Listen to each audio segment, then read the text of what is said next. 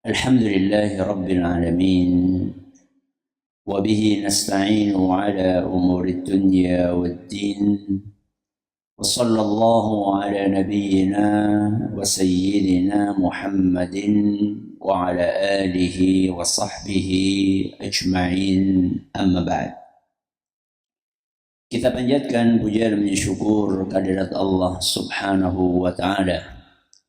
Pada kesempatan pagi menjelang siang yang berbahagia kali ini, kita kembali diberi kekuatan, kesehatan, hidayah, serta taufik dari Allah Jalla wa'ala. Sehingga kita bisa kembali menghadiri pengajian rutin Senin pagi di Masjid Manarul Ilmi, di Komplek Pondok Pesantren Tunas Ilmu di Desa Kedung Wuluk, Purbalingga ini. Kita berharap semoga Allah Subhanahu wa taala berkenan untuk melimpahkan kepada kita semuanya ilmu yang bermanfaat sehingga bisa kita amalkan sebagai bekal untuk menghadap kepada Allah Jalla wa ala. Allahumma amin. Salawat dan salam semoga senantiasa tercurahkan kepada junjungan kita Nabi Agung Muhammad sallallahu alaihi wasallam, kepada keluarganya, sahabatnya, dan umatnya yang setia mengikuti tuntunannya hingga akhir nanti. Bapak-bapak, ibu-ibu, para hadirin, para hadirat, rahimani wa rahimakumullah.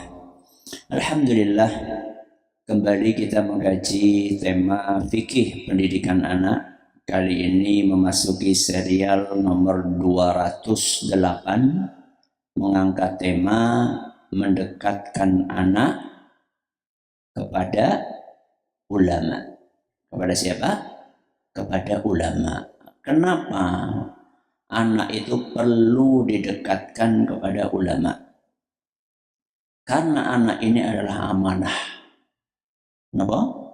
Amanah yang Allah berikan kepada kita, dan tidak setiap kita dikasih amanah tersebut. Karena ini amanah, maka harus dijaga sebaik mungkin. Sebab merekalah yang akan menjadi generasi penerus. Kita itu nggak mungkin hidup seterusnya. Coba sekarang bayangkan, seandainya masjid itu hanya diisi oleh orang-orang tua sing wis pada perak pacule. Semua sandal yang ada di masjid, sandal jepit wis tua-tua. Nggak ada satupun sandal milik anak kecil. Terus kalau seandainya yang tua-tua itu pada mati, apa yang nggak ada masjidnya? Melu mati. Apa kira-kira masjid itu juga akan mati bersama dengan matinya para jamaahnya? Jadi harus ada regenerasi. Salah satu cara agar anak-anak kita ini menjaga ajaran agamanya adalah anak ini didekatkan dengan sinten? Para ulama. Emang apa keuntungannya? Ketika anak-anak ini didekatkan dengan para ulama, mereka akan tumbuh menjadi pribadi yang cinta kepada Allah, cinta kepada Rasulullah sallallahu alaihi wasallam, cinta kepada ilmu, dan berakhlak mulia. Dan kalau anak ini sudah cinta sama Allah, cinta sama Rasul, kira-kira cinta sama masjid nama badan? Ya iyalah. Wong masjid itu rumahnya sinten? Rumahnya Allah. Kira-kira anak kalau sudah cinta Allah, cinta Rasul, bakalan cinta Al-Quran apa badan? Ya iyalah. Wong Al-Quran itu adalah firman-Nya sinten? Allah. Kalau sudah cinta Allah, cinta Rasul, kira-kira akan cinta hadis atau tidak? Ya iyalah. Karena hadis adalah sabda siapa? Rasulullah sallallahu alaihi wasallam. Maka mendekatkan anak-anak kita kepada ulama adalah salah satu PR besar para orang tua. Anak-anak kita ini akan menghadapi tantangan yang bermacam-macam di dalam kehidupan. Mereka akan menghadapi tantangan yang tidak sedikit. Supaya anak kita tegar, supaya anak kita bisa menghadapi tantangan-tantangan tersebut, maka anak kita perlu didekatkan dengan sinten? Para ulama. Caranya bagaimana, Ustaz? Ini yang akan kita bahas hari ini. Ada berapa poin di situ? Ada berapa poin? Ada 4 poin. Poin yang pertama, cara mendekatkan anak kepada ulama adalah menjelaskan keutamaan ulama. Apa yang pertama? Menjelaskan keutamaan ulama. Emang apa keutamaan ulama? Banyak banget. Keutamaan ulama banyak banget. Salah satu keutamaannya disampaikan oleh Nabi kita Muhammad sallallahu alaihi wasallam dalam hadis yang akan kita baca habis ini, bahwa ulama adalah pewaris para nabi. Napa keutamane? Pewaris para nabi. Jadi para nabi itu tugasnya adalah berdakwah, mendakwahi umat-umat mereka. Nah, tapi kan para nabi ini umurnya juga terbatas. Sepanjang umurnya Nabi Nuh alaihi salam pun juga ada batasnya. Nabi Nuh umurnya berapa? Pinten? 950? Itu dakwah dakwahnya selama 950 tahun. Berarti umurnya lebih dari itu. Mungkin 1000 tahun, mungkin lebih dari 1000 tahun. Panjang apa pendek? Panjang. Pengen jenengan kayak gue? Pengen, Bu? Nah, wis 7 tahun, wis kesel banget. Orang mati-mati. Gulane dhuwur, tensine dhuwur, asam urate dhuwur, apa-apa dhuwur, duite endep. Nabi Nuh alaihissalam umurnya 1000-an tahun lebih, tapi tetap ada apa nih? Ada akhirnya. Nabi kita Muhammad SAW Nabi yang terakhir. Beliau pun juga usianya terbatas. Beliau wafat di usia pintar 63 tahun. Nah, terus kalau misalnya tugasnya para nabi adalah mendakwahi umat manusia, sedangkan umur mereka terbatas, apakah kemudian dakwah itu akan berhenti dengan wafatnya para nabi? Jawabannya tidak. Karena sampai kapanpun umat manusia butuh bimbingan. Nah, ketika para nabi itu wafat, maka dilanjutkan oleh sinten? Para ulama. Dimulai oleh para sahabat, kemudian para tabi'in, kemudian para tabi'ut tabi'in, sampai kemudian para ulama klasik maupun kontemporer. Makanya apa kata Nabi kita Muhammad sallallahu alaihi wasallam dalam sebuah hadis yang diriwayatkan oleh Imam Abu Dawud, dan hadis ini dinilai sahih oleh Imam Ibn Hibban, Imam Al-Hakim, dan Syekh Al-Albani. Kata Nabi sallallahu alaihi wasallam, wa innal ulama'a warathatul anbiya. Para ulama itu pewarisnya para nabi. Berarti duit akeh ya.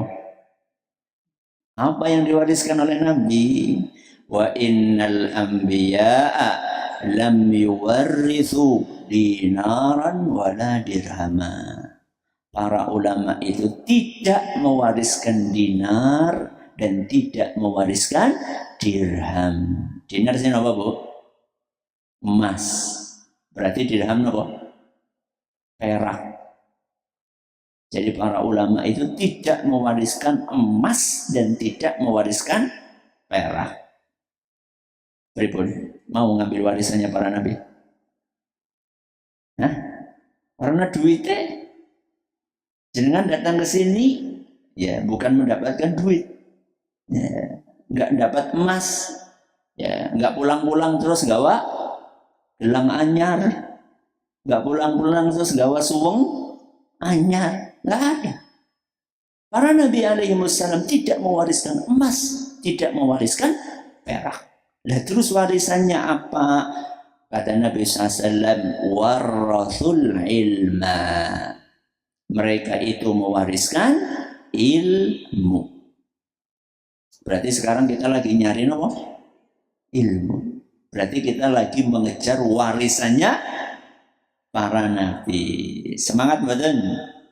Alhamdulillah. Walaupun lagi puasa. Wis tinggal bubar ya puasanya. Faman akhadahu akhadha bihadzin wafir. Barang siapa yang mengambil warisan itu, maka dia telah mendapatkan warisan yang banyak. Jangan pengen dapat warisan banyak apa sedikit? Banyak. Warisan ilmu apa duit? Ilmu apa duit? Ilmu, Masya Allah. Duit? Duitnya orang Arab. Ya Arab Ustaz dua. Loro-lorone duitnya iya. Ilmunya iya. Ya. Tapi lebih berharga mana? Ilmu. Lebih berharga ilmu. Kenapa? Karena ilmu warisan para nabi. Kalau duit itu bukan warisan para nabi. Sesuatu yang diwariskan para nabi pasti lebih istimewa dibandingkan sesuatu yang diwariskan oleh selain nabi. Ya, maka setelah kita jelaskan keutamaan para ulama kepada anak-anak kita, maka kita perlu belikan buku-buku yang berisikan biografi para ulama. Ya, cerita-cerita kisah hidup para ulama.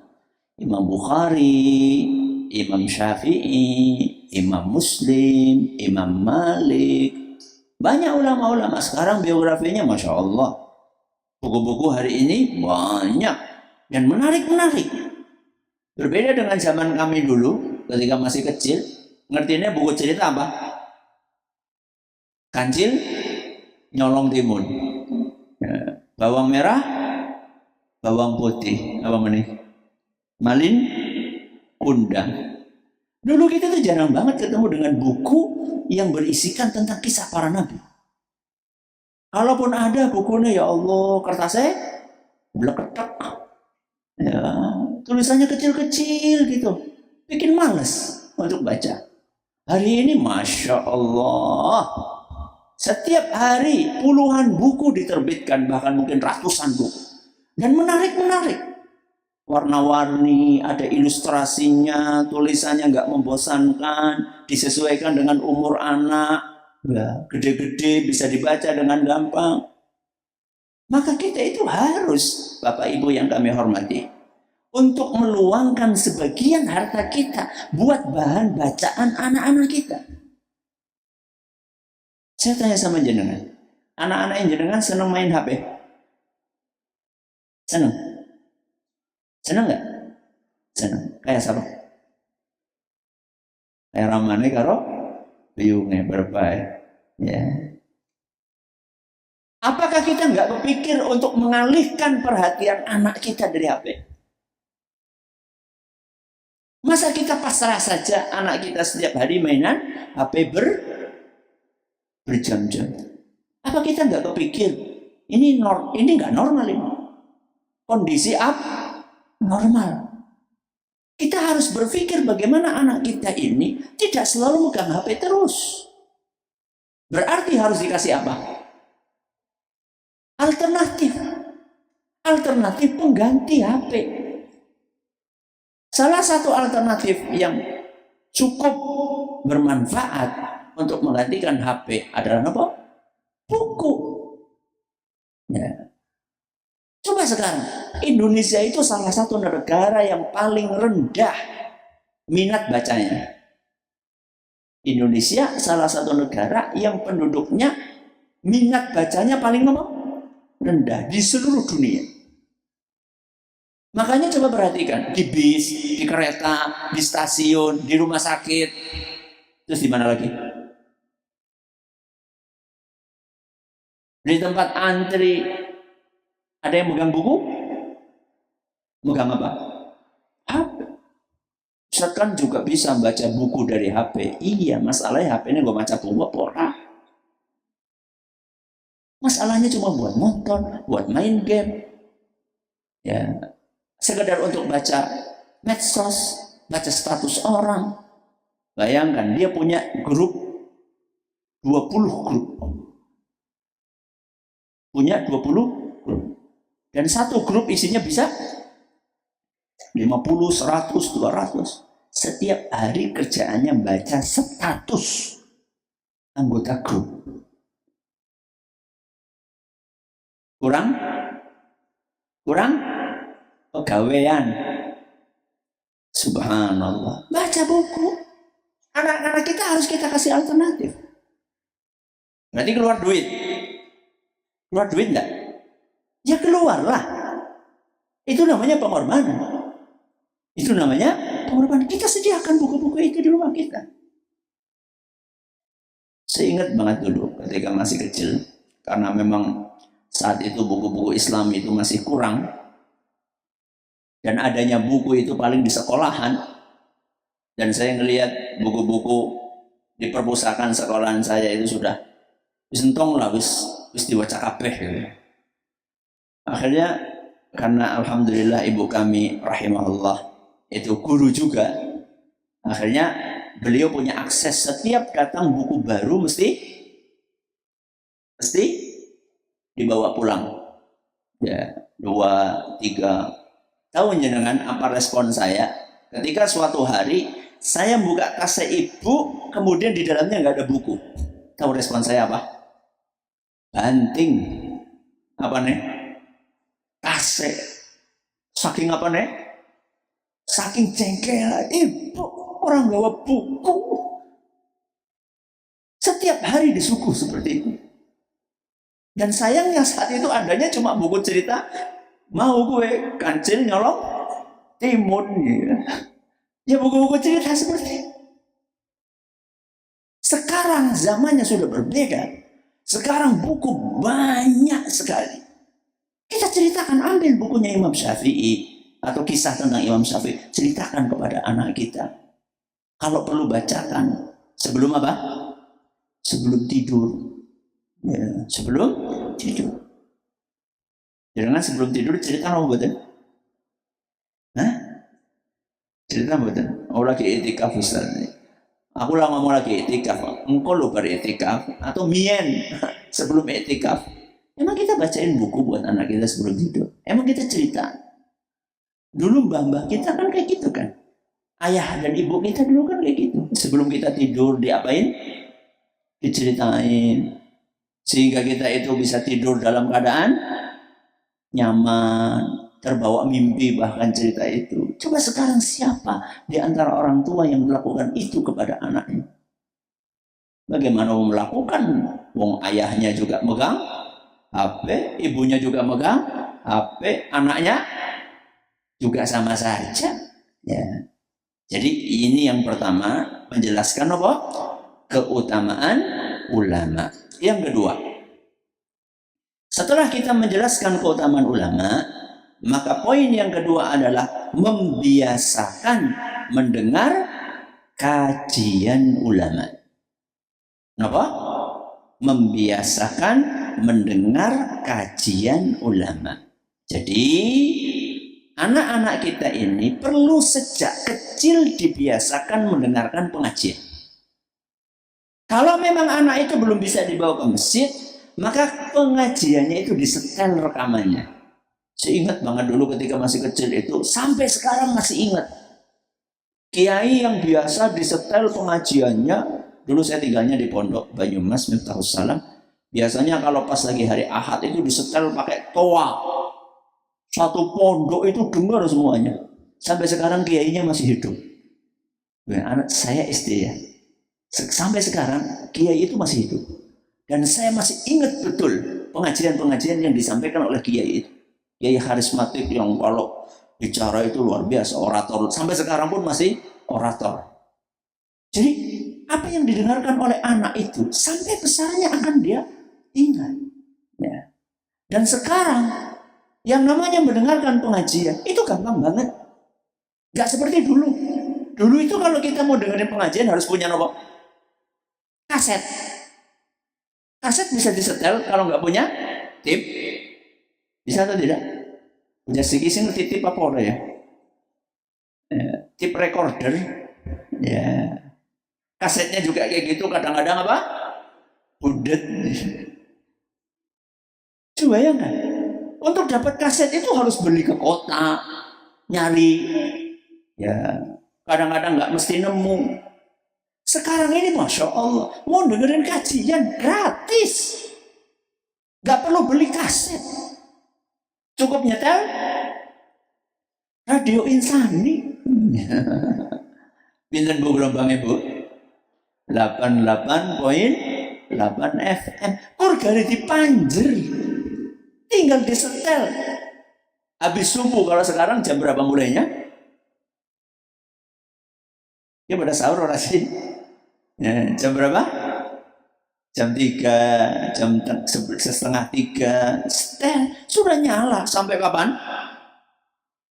Sampai malam jam 9, jam tengah 10. Itu isinya cuma pengajian kok. Anak-anak kita, ini ayo kita biasakan dengerin itu. Masa anak kecil dari kecil dibiasakan dengerin dangdutan. Ya.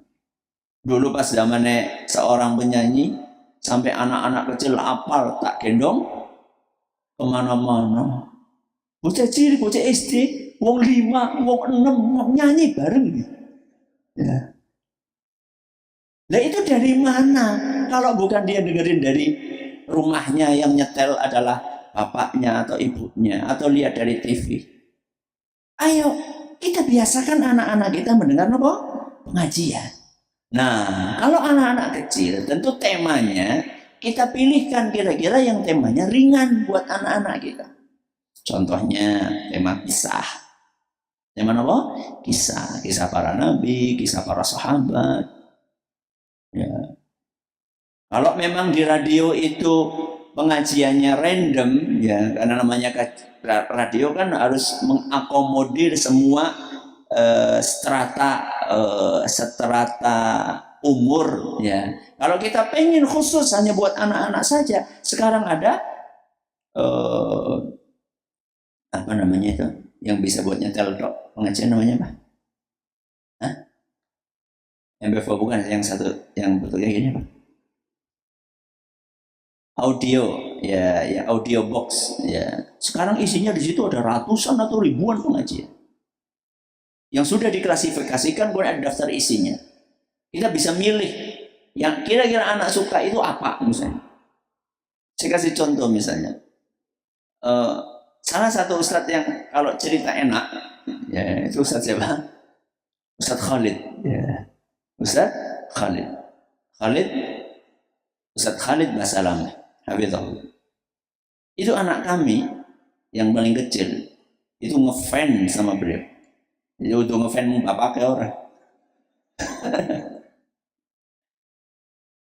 Setiap hari yang didengarkan itu kisah sudah tamat. Ya, mulai dari kisah kisah Nabi, kisah para sahabat. Ya. Dan satu kisah itu bisa didengarkan sampai 2 kali, 3 kali, 5 kali. Sampai dia itu lebih hafal tentang nama-nama orang-orang yang ada dalam kisah itu dibandingkan bapaknya sendiri. Ya. Bi, salah Bi. Oh iya ya. Saya nyebut nama keliru gitu. Langsung, Bi, bukan itu namanya Bi. Namanya ini. Oh gitu ya. Senang. Kenapa? Karena kisah itu menarik. Ya. Jadi sampai kadang-kadang dia kalau mau tidur itu yang didengarin itu. Ya. Dan durasinya ya lumayan panjang, tapi karena kisah akhirnya anak itu tidak merasa apa? tidak merasa bosan. Ya. Tidak merasa bosan. Ya sesekali kita cari versi videonya. Ya, kalau itu kan apa? Audio, ya suara. Ya, sesekali kita carikan buat hiburan nih nak videonya. Begitu lihat kisah video terus dia nyari-nyari ketemu misalnya Epic Story. Ya, Epic Story itu produknya Yufit yang dibawakan oleh Ustadz Johan Saputra. Wah itu senang banget ketemu itu diulang-ulang.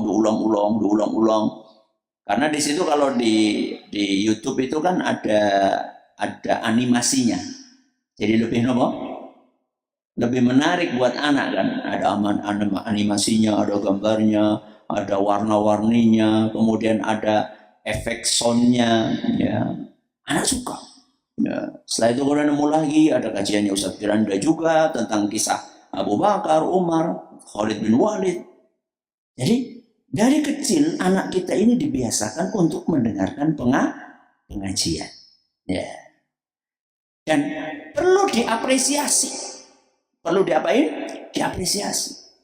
Masya Allah nak, kamu sudah dengerin nak sampai selesai? Sudah Bi. Masya Allah, hebat kamu nak. Insya Allah dapat ilmu yang bermanfaat. Anak digituin, seneng apa badan? Seneng. Jangankan anak, wong tua be seneng. Ya. Ibu-ibu itu walaupun sudah tua-tua, kalau misalnya dilem, seneng badan Bu? Seneng. Masya Allah Bu, tambah ayu. Seneng badan Bu? Seneng. Padahal ya ora. Ya. Manusia itu memang senang diapain Bu? Senang dipuji. Ya. Walaupun pujian itu pujian palsu. Orang itu lebih suka mendapatkan pujian palsu daripada uang palsu. Tahu dia bahwa nggak mungkin lah saya tambah cantik, orang tambah tua kok tambah cantik, itu nggak mungkin. Tapi tetap senang. Itu padahal orang tua. Apalagi anak. Maka anak diapresiasi. Saya ingat sekali ketika tamat tahun, kan masing-masing anak dikasih piagam. Dikasih piagam penghargaan atas kelebihan masing-masing anak. Saat itu yang ditulis di piagam itu, si Bilal itu punya kelebihan bisa fokus menyimak pelajaran. Fokus menyimak pelajaran.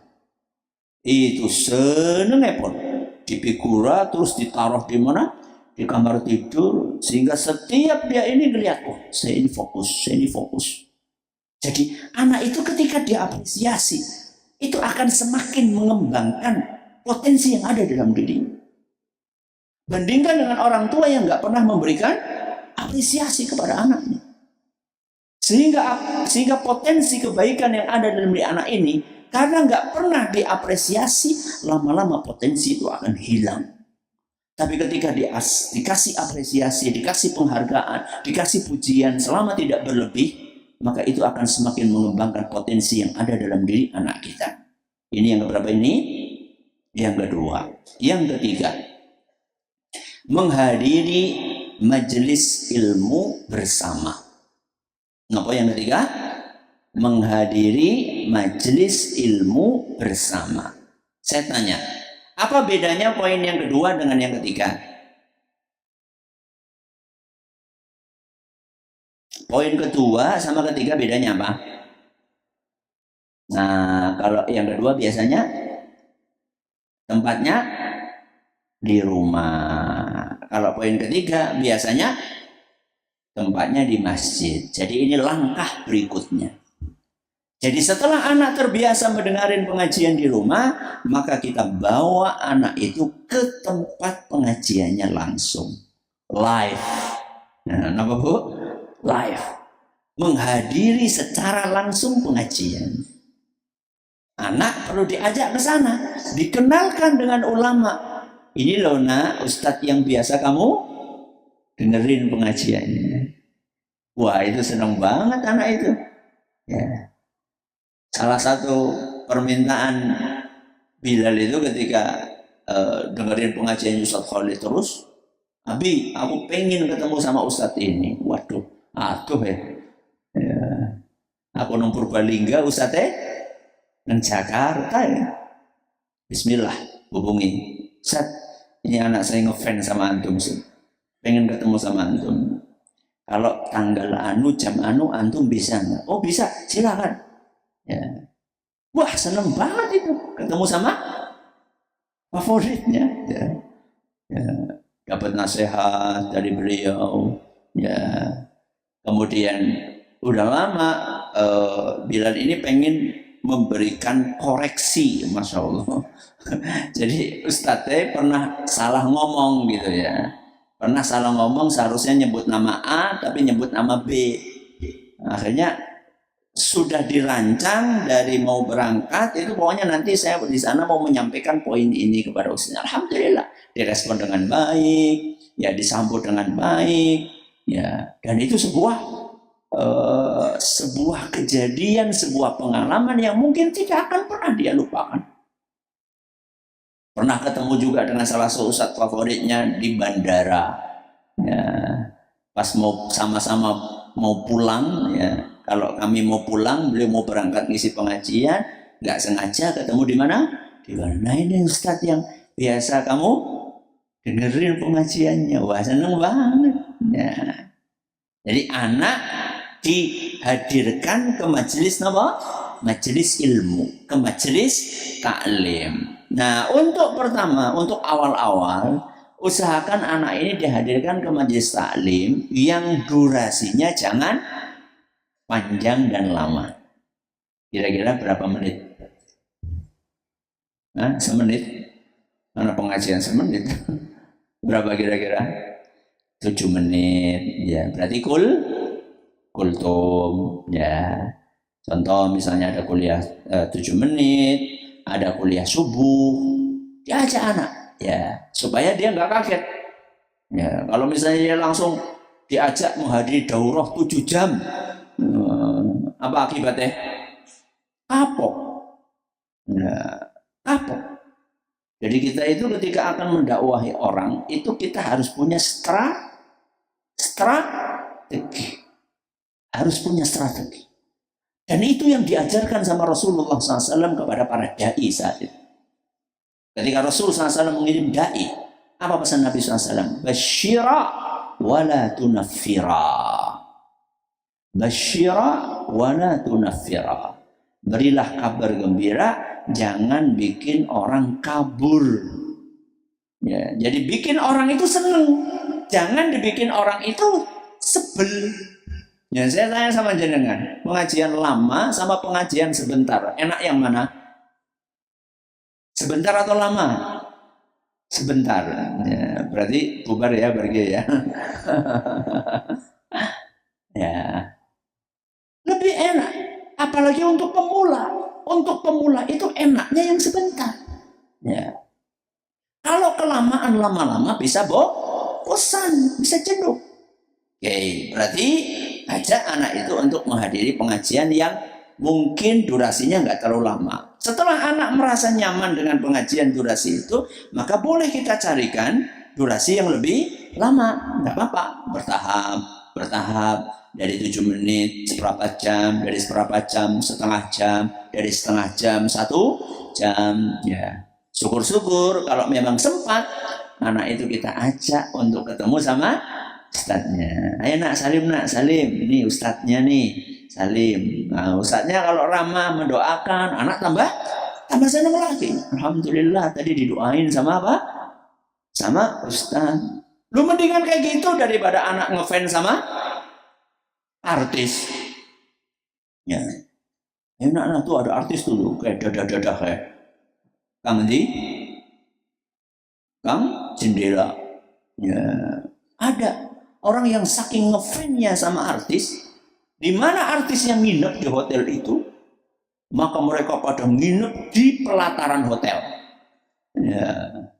Jadi cuma nunggu momen artisnya buka apa? Jendela, dadah, wah histeris. Pada teriak-teriak. Oh lihat apa? Orang lihat apa? Ilmu nggak dapat. duit juga enggak, malah bayar. Ya. Arab nonton konser kan apa? Bayar. Duit nggak dapat, ilmu nggak dapat. Mendingan dideketin dengan para ulama. Mereka dapat ilmunya, ya, dapat akhlaknya, ya, dapat perilakunya yang baik. Ya. Oke, ini yang keberapa ini? Ini yang ketiga. Yang terakhir, menyekolahkan anak di lingkungan yang Islami. Nah, ini levelnya lebih tinggi. Levelnya lebih tinggi. Bahasanya dewek ya mondok. Ya. Jadi anak ini supaya dekat dengan para ulama dengan kualitas yang lebih intens, dengan kualitas yang lebih tinggi, ya, intensitasnya lebih banyak lagi, itu adalah anak ini dipondokkan. Supaya betul-betul mereka hidup bersama para ulama.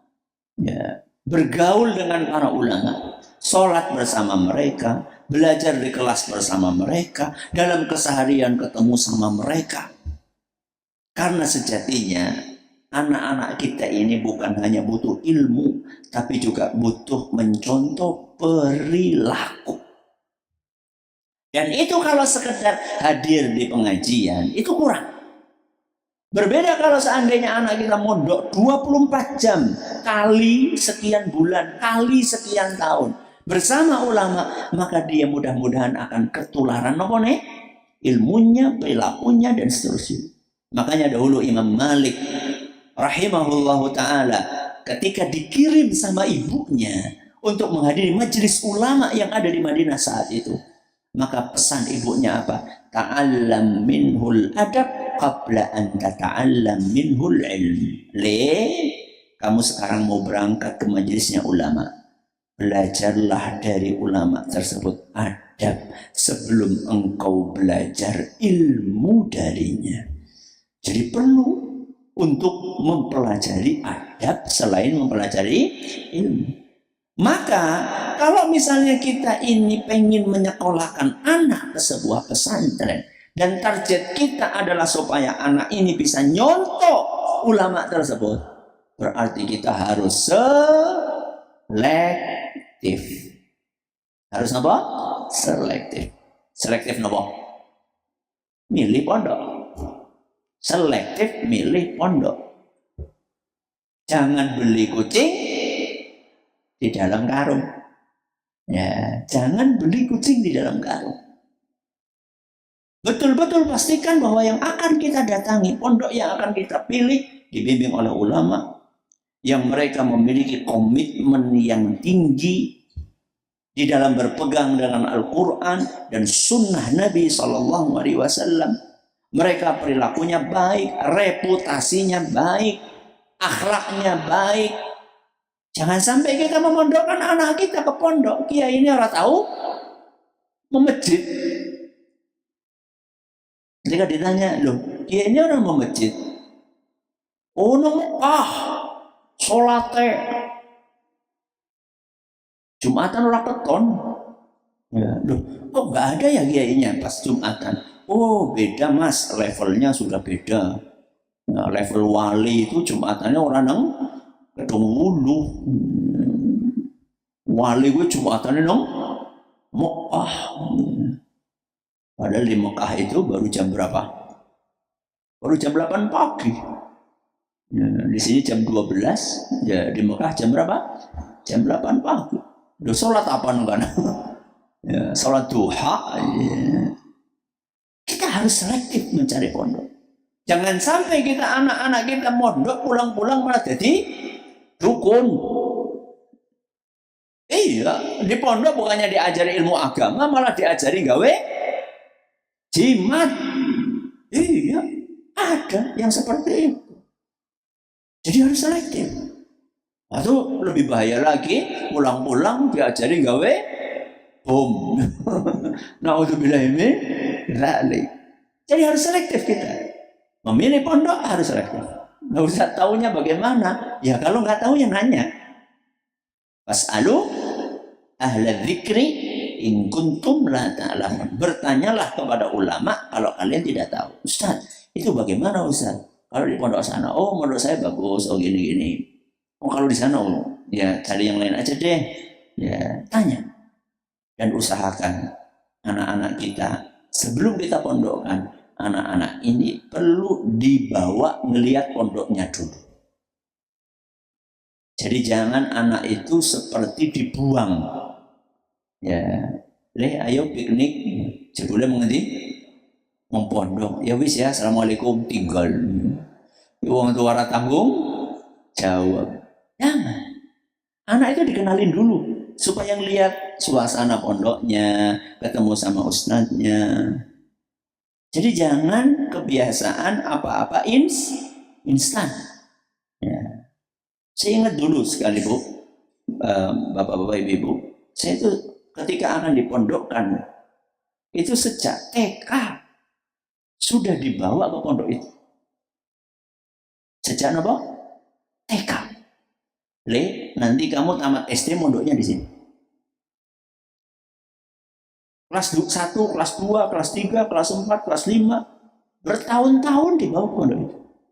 Nih kamu nanti mondoknya di sini, kamu mondoknya di sini. Dan tahun jenengan, ketika saya tamat SD, saya sempat nggak mau mondok. Saya pengen masuk ke ST. Tahu ST? Sekolah teknik. Ya, STM tapi untuk setingkat apa? SMP. Tahu nggak kenapa? Karena teman-teman pada ke situ. Teman-teman sekelas di SD, nggak ada satupun yang mondok. Belas nggak ada satupun. Apalagi sama guru kelas 6 saya. Saya kan dulu kalau kecil nggak ada yang manggil Zen. Manggilnya apa? Tul. Ya kan Abdullah. Tul. Kata bu guru, kamu mau kemana? Mau ke pondok. Eman-eman. Ya. Karena alhamdulillah saat itu nemnya nomor 1 apa ya? Kalau nggak kecamatan ya sekabupaten, saya lupa saat itu. Ya. Nemnya lumayan. Kamu sekolah sana SMP 1, SMP apa? Favorit. Goyang juga saat itu. Bayangkan, sudah sejak TK itu di briefing ya untuk masuk pondok, dan pondoknya ini. Itu kelas 6 itu masih mau goyang. Dan alhamdulillah saat itu ayah kami rahimahullah Ustaz Zaini Muhayyad, beliau tetap tegas, enggak, kamu mondok. Enggak tahu saya kalau ternyata saat itu Bapak ya wis ngana sakarepmu mbuh nyong sing dadi apa. Enggak tahu saya. Maka anak ini perlu dikenalkan dengan pondoknya dan dilibatkan untuk mengambil keputusan. Bahkan kalau perlu, anak ini dibawa ke beberapa pondok. Jadi liburan itu agendanya nggak cuma kemana? Tempat wisata. Tapi juga ke pondok. Nah ini ada pondok bagus. Kapan lagi ini ada pondok bagus? Kapan lagi ini ada pondok bagus? Coba dari sekian pondok itu kira-kira kamu milihnya yang mana? Ya, sehingga keputusan mondok itu bukan murni hanya dari keinginan orang tua. Tapi anaknya tahu juga, nanti saya mau mondok di mana. Karena yang akan mondok orang tuanya atau anaknya? Anak. Maka anak perlu dilibatkan. Walaupun nanti keputusan akhirnya adalah di orang tua. Karena mungkin orang tua yang lebih mengerti. Anak bisa jadi cuma ngelihat, oh bangunannya, aku lihat fasilitasnya. Padahal dia nggak ngerti bagaimana kualitas pendidikan yang ada di pondok tersebut. Ada berapa langkah? 4. Yang pertama apa? Menjelaskan keutamaan ulama. Yang kedua, membiasakan mendengar kajian ulama. Yang ketiga, menghadiri majelis ilmu bersama. Yang keempat, menyekolahkan anak di lingkungan yang islami. Ini yang bisa kita pelajari hari ini. Kalau ada pertanyaan silakan. Iya, terima kasih Ustaz atas materi yang disampaikan di kesempatan pagi hari ini. Semoga memberikan kemanfaatan buat kita semua. Langsung saja kita bacakan pertanyaan yang sudah masuk dari pendengar Radio Inzani yang bertanya. Bismillah. Assalamualaikum warahmatullahi wabarakatuh, Ustaz. Waalaikumsalam. Afwan Ustaz, izin bertanya di luar dari tema yang Ustaz sampaikan. Berkenaan dengan ketika Hari Raya Idul Fitri, kita disuruh untuk saling mengucapkan selamat kepada sesama muslim yang telah menjalankan puasa. Pertanyaannya, apakah kita ucapkan kepada tetangga yang tidak berpuasa karena yang tidak puasa pun ikut merayakan Lebaran? Ya, kalau kita hanya sekedar mengucapkan selamat Idul Fitri, ya semuanya ikut Idul Fitri. Ya tidak apa-apa. Ya, hanya sekedar mengucapkan selamat Idul Fitri. Tapi sebenarnya ungkapan yang biasa dibaca oleh para sahabat dahulu adalah ungkapan yang berbunyi taqabbalallahu minna wa minkum. Semoga Allah menerima amal soleh kami dan amal soleh kalian. Nah sekarang orang nggak puasa itu yang akan diterima yang mana? Kecuali kalau dia juga punya ibadah yang lain selain puasa. Mungkin dia punya ibadah sedekah, mungkin dia punya ibadah zikir.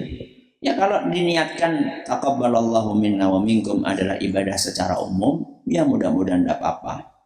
Akan tetapi kita punya tanggung jawab moral untuk menyampaikan nasihat. Dan biasanya fitrahnya orang-orang yang tidak puasa itu sebenarnya kalau ditegur, dia itu ada rasa malunya.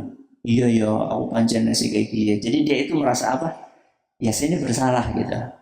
Nah kalau orang sudah merasa bersalah, biasanya dinasihati lebih apa? Lebih mudah, insya Allah. Ya. Ya, terima kasih Ustaz atas jawabannya. Pertanyaan berikutnya Ustaz, bagaimana mewujudkan minat anak untuk membaca atau juga mendengarkan kisah-kisah dari para ulama? Bagaimana menumbuhkan minat baca buku dan minat untuk mendengarkan pengajian para ulama? Dimulai dari orang tua.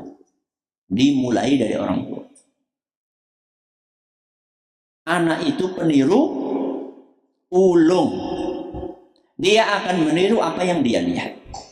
Seandainya orang tuanya setiap hari baca buku, maka anak pun akan ikut-ikutan baca buku. Gak usah dipaksa.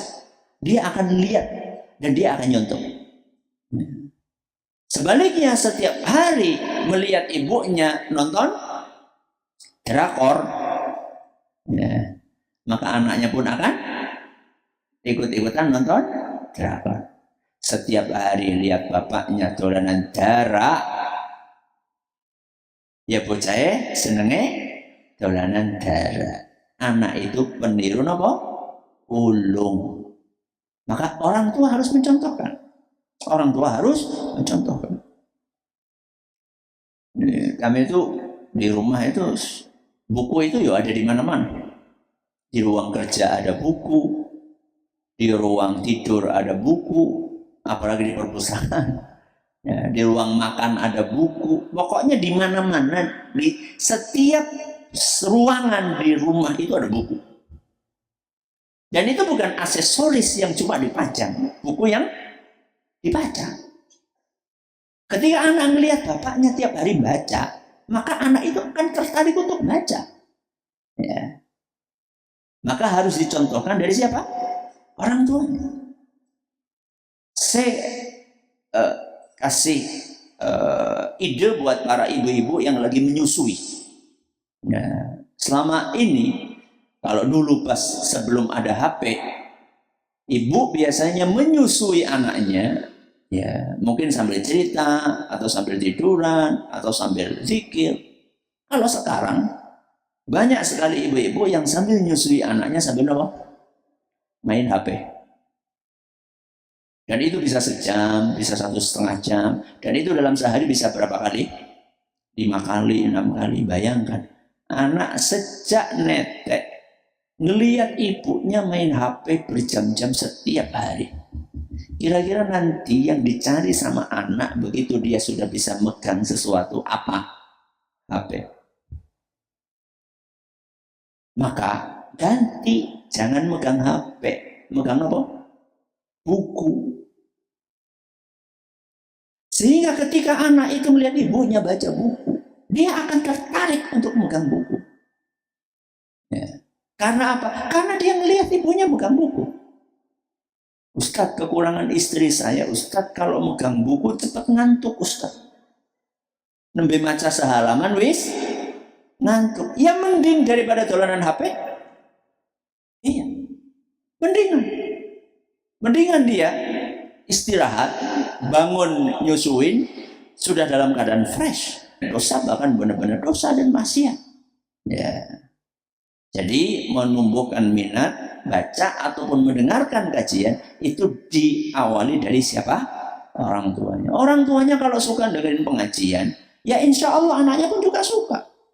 Saya pribadi juga kadang-kadang nggak bisa tidur malam-malam sudah baca doa, aku nggak bisa tidur, ya udah dengerin pengajian aja. Pengajian cerita. Kalau cerita kan asyik, lama-lama apa? Ketiduran. Ya. Jadi ketika anak melihat orang tuanya hobi melakukan sesuatu, maka insya Allah anaknya pun akan mencontoh hobi tersebut. Maka jadikanlah hobinya adalah hobi yang baik. Terima kasih atas perhatiannya. Mohon atas segala kurangannya. Kita akhiri dengan doa kafaratul majlis. Subhanakallahumma bihamdika asyhadu an la ilaha illa anta astaghfiruka wa atubu ilaik. Wassalamualaikum warahmatullahi wabarakatuh.